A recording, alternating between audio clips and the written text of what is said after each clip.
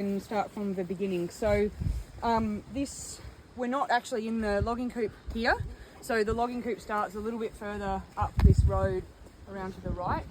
If you want to go for a walk and actually see the coop as you're walking up the road, keep your eyes peeled, and on both sides of the road there are blue pieces of flagging tape, and that marks the boundary of the start of the coop that we're protecting.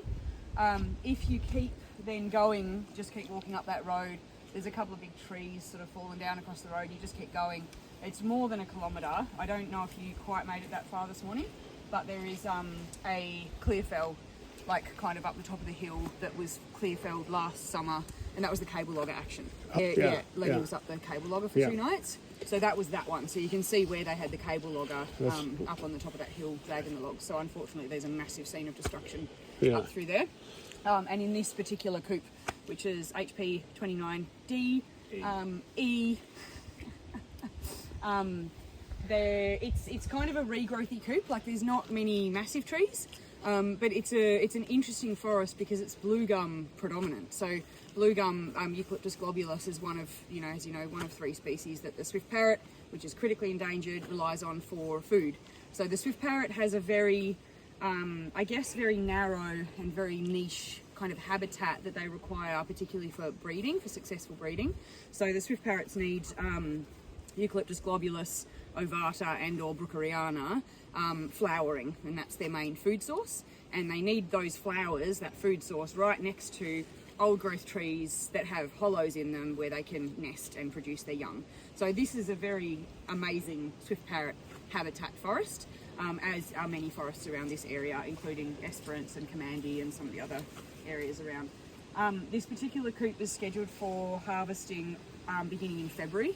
So we came in on the 2nd of January and set up this blockade to make sure that they don't come and log it, and also to have a base where we can welcome people into the forests and show people kind of how we do things. It's a little bit of a soft entry into the more extreme forest actions that we do in active logging coops when the machines are present. So we'll use this as a bit of a training camp as well to teach people how to blockade and how to survive in the forest, I suppose.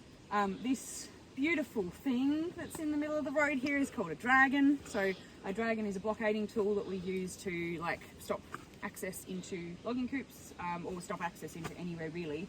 Come and check out the dragon. Room's been hanging out in here ready to lock on if needed, if anybody comes in to try to get through the road and destroy the forest.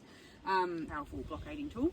And then moving further along, we have a fairly complicated rig set up, which I'm kind of proud of this one. It is beautiful.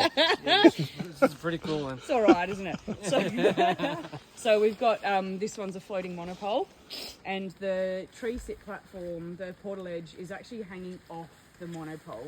If that makes sense. So the rope that's coming from the end, the furthest end of the monopole, that goes up into a shackle and down, and that's free running through that shackle. So the if anything happens to the monopole, if the monopole is touched or anything, then the platform will drop. So it's all interconnected, and then we've got the traverse lines going across from one tree to another. So there's a climb line if you want to climb up into the platform and have a look. Solid. And then the monopole, is obviously tied off to the 2 trees, but also then tensioned down to these barrels. And the barrels are also concrete lock-on device.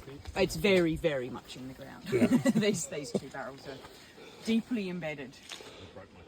So just to be aware that it is all live, I guess. So just be very careful of all the lines and everything. Monopole. This is the climb line. This is the access line for the. In case there's a first aid kit under the table over there. And obviously help yourself to anything in the kitchen. Probably get around to putting the kettle on at some point.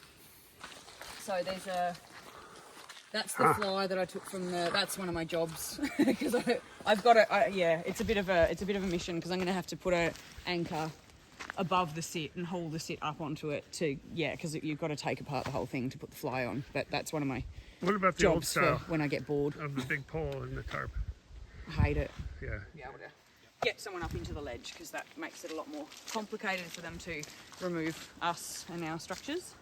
How do they come and remove you then in the land? Oh, they have a number of different strategies that they use. If I was them in this situation, I would want to use, I don't actually know how they're going to deal with that, but I think. How you doing? Good.